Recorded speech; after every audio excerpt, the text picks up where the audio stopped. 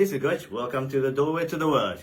Today is a brief history of Christianity, episode 2, Roman Empire and Christianity. Well, in episode 1, we talked about the origin of Christianity, the origin of the church, and how they were persecuted by the Roman Empire for 300 years. The 300-year persecution by Roman Empire on Christianity came to the end in 4th century. Something happened, and this something was the conversion of Emperor Constantine. About 312 AD, the Constantine, he was in a big political civil conflict against Maxentius and Linnaeus, who were seeking to become an emperor as well. And Constantine was in a great struggle against those people. And one day, he saw the vision of the cross over the sun. That's what he claimed. And he had a vision. He had voice from heaven said, by this, you will have a victory. This is how he claimed. And some says that the Constantine's wife was a Christian. So he believed this was a sign from heaven and sign from the God of a Christian. And soon after, he had a victory over this civil conflict and became an emperor. So he was converted into Christianity. The first Roman emperor to become a Christian. And he ended the persecution of Christians and began favoring Christianity in the Roman Empire. And as he began favoring Christianity, the many Roman citizens, especially those people in the prominent positions, became Christians. Not so much of the spiritual motives, but very much secular motives. Because their boss, the emperor, became a Christian, so they thought it would be great to become a Christian so that we can get a favor from emperor. So, Christianity, maybe not a very spiritual way, but it was rapidly growing. And as I said in the first episode, by 350, as much as the half of the empire became a Christian. Well, thing was, you might think, wow, that's a great news for the Christians. But it wasn't quite so. As emperor of Rome, the Constantine wanted to keep his authority and control over everything happening in the empire, including Christian churches. So he brought some changes. He did not let the Christianity remain as it was in the 1st century, apostolic Christians. Well, as he sought after the control, he brought the changes. The first thing he did was he organized this group of people and known as the Council of Nicaea or Nicaea.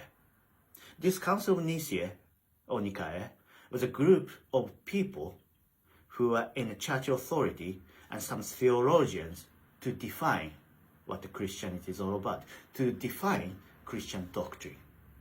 And as the head of the council, Constantine appointed himself as the head of this council. So what does it mean? What did it mean? It means whatever Constantine decided became Christian doctrine. In this way, he can have a control of what the people believes. Also, he abolished the house meetings. All those many house churches spread all over the empire, Constantine could not keep eye on, could not keep under control. So he abolished all those house churches. Instead, he built the temples called basilicas, or nowadays known as cathedrals. And he appointed priests and bishops. And only those appointed priests and bishops could conduct the services and the meetings and sacred rituals. In this way, again, Constantine could keep his control over what the people are doing in the church. Also, he outlawed Jewish customs. Remember, all those early Christians, they still observed some of the Jewish customs like a Passover and Pentecost and those things. And Constantine forbade all those customs and abolished them. Instead, they put in their new festivals such as Easter. Well, also, Constantine tolerated the mixture, the amalgamation of the Christianity and the paganism. Because in the empire, there are still many pagan believers there. And he could not upset them. He would not want to upset them. So he tolerated the mixture of Christianity and paganism in empire. Well, in those changes that Constantine brought to the church, there was no place for ordinary people to be involved in the meetings like they could in the first century church, the church God had intended. Well, all those people just became so-called laymen, people without knowledge.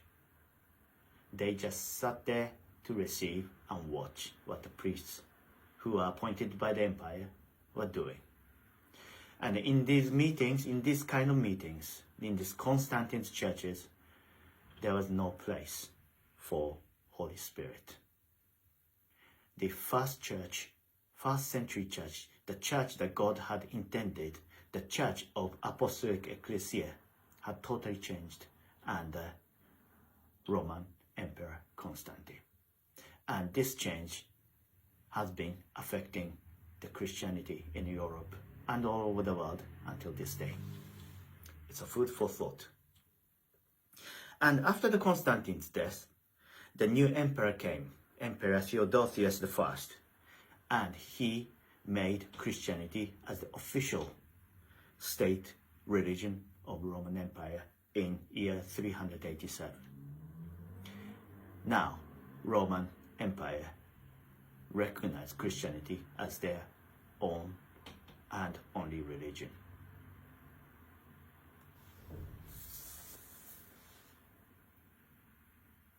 Well, around this time, some significant writings appeared, and I give you a couple of names. One of them is Augustine of Hippo. This man called Augustine was a man. He wasn't a hippo. The hippo was named a place in North Africa. So this is Augustine from a place called Hippo in North Africa. He was a theologian, and he wrote many, many books, theological books. And the famous one is called City of God. And his writings became one of those significant the Christian theology for centuries. So another man is called Jerome, Saint Jerome. He completed Latin translation of the Old and the New Testament. And these translations are called Vulgate. And this became the standard Bible in Europe for 1,000 years.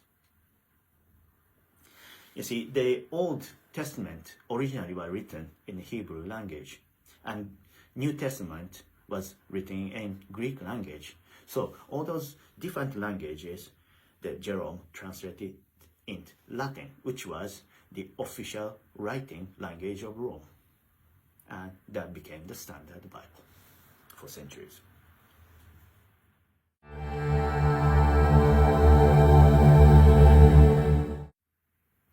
Well, you see, all those changes came into Christianity, from persecution to the recognition to become official religion. All those changes came into churches and Christianity.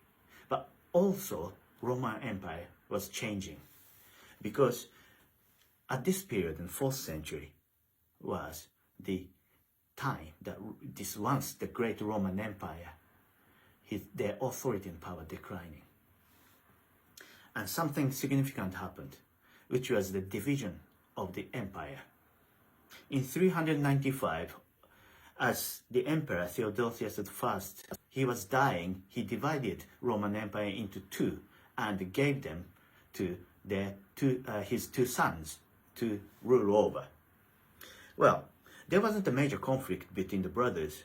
The reason for the division was the empire was overgrown.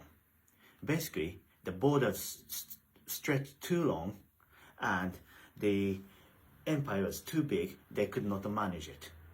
So Theodosius divided this overgrown empire into two sections so they can manage independently, kind of micromanaging. And that's what happened, that as a result of division of empire, the churches also divided in two.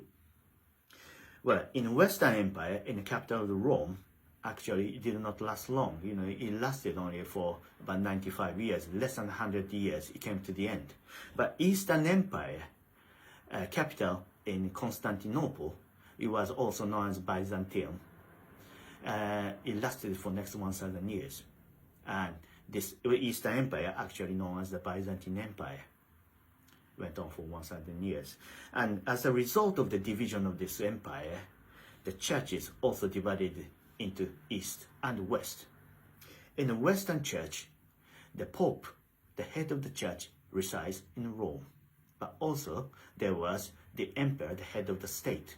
There were two people in the Western Empire.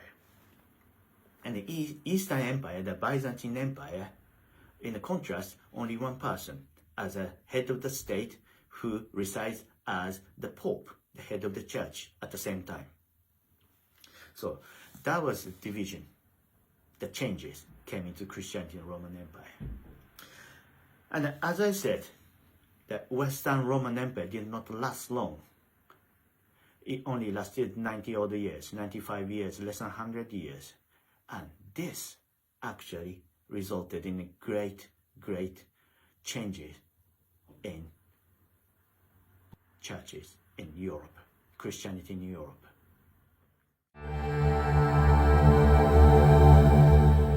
The fall of the Roman Empire occurred around 376 AD. There were a group of people, nomadic people from Central Asia, called Huns. They began invading Eastern Europe. And in Eastern Europe, at that time, there are people called Germanic tribes. There were groups of people, ethnic groups, that lived there. And those included Goths, the Vandals, the Anglo-Saxons, and the Franks. Those people lived happily in Eastern Europe, was now facing this invasion by the Huns from Central Asia, and they were forced out of this Eastern European region. Where did they go? They went into Roman territory. Well, of course, at that time, as I said, Western Roman Empire, their power and authority were declining. They could not fend off this mass migration of Germanic tribes. And eventually, they were overrun by those Germanic tribes, and Roman Empire was no more. And instead, in their place, those Germanic tribes began establishing their kingdoms. And one of the biggest one is the kingdom of the Franks. They were most powerful kingdom among the Germanic tribes. And their territory actually stretched from current Germany to France. Name France. It came from Franks. France. You see, it was that powerful. Well, anyway, so now Western Roman Empire is gone. These new kingdoms of Germanic tribes, mind you, they were pagans, they weren't the Christians. And those kingdoms began growing in that place and thriving. Well, Western Church in Rome, they lost biggest backing, the Roman Empire. What happened to them in this period? Well, we're going to talk about in next episodes. And this fall of the Roman Empire marks the beginning of Middle Age Europe. We're going to talk about that in next episodes. But until then, God bless. Bye.